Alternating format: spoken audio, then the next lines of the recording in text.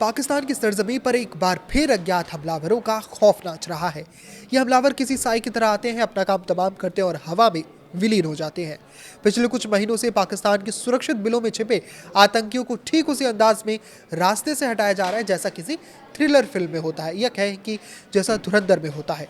नमस्कार, मैं आशुतोष जोशी और आप देख रहे हैं न्यूज़ 18। हम ये बात इसलिए कर रहे हैं क्योंकि अब इस लिस्ट में नया और सबसे बड़ा नाम जुड़ा है, आमिर हमजा। जी हाँ, वही आमिर हमजा जिसने हाफिज सईद के साथ मिलकर खून खराबे की फैक्ट्री यानी लश्कर-ए-तैयबा की नींव रखी थी।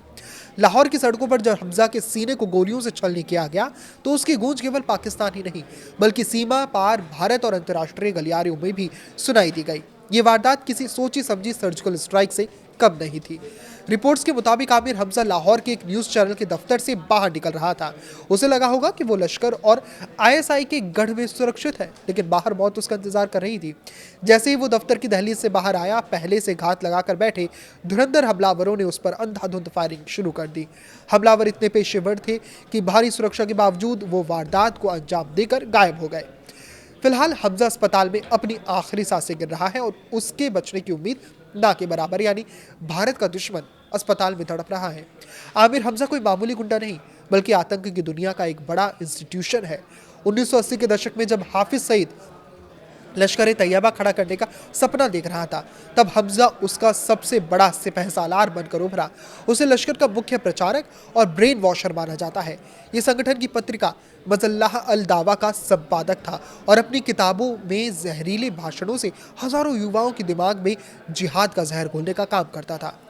लश्कर के लिए फंड जुटाना और नए आतंकियों की फौज खड़ी करना उसका मुख्य पेशा था।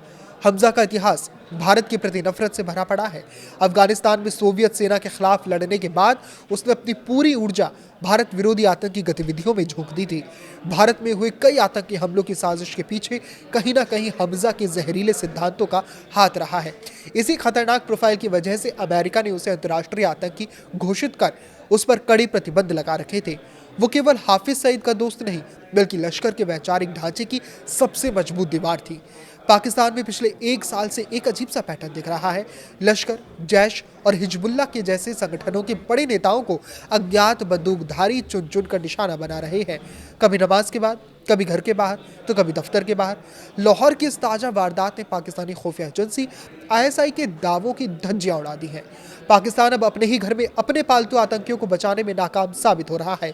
सवाल यह है कि अज्ञात हमलावर आखिर है कौन, जो पाकिस्तान के सबसे सुरक्षित इलाकों में अंदर तक घुसकर आतंकियों का शिकार कर रहे हैं। आमिर हमजा पर हुआ यह हमला लश्कर-ए-तैयबा और हाफिज सईद के लिए अब तक का सबसे घातक झटका है। ये घटना साबित करती है कि पाप का घड़ा जब भर जाता है तो उसे फूटने से कोई सुरक्षा कवच नहीं बचा सकता। पाकिस्तान आज उस मोड़ पर खड़ा है जहां उसके पाले हुए सांप अब खुद असुरक्षित महसूस कर रहे हैं। अगर हमजा की मौत होती है तो ये आतंक की उस विचारधारा की हार होगी जिसने दशकों तक निर्दोषों का खून बहाया है।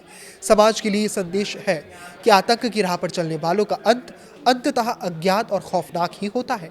अब देखना यह है कि अगला नंबर किसका है। इस पर आपकी क्या राय है, हमें कमेंट करके जरूर बताएं।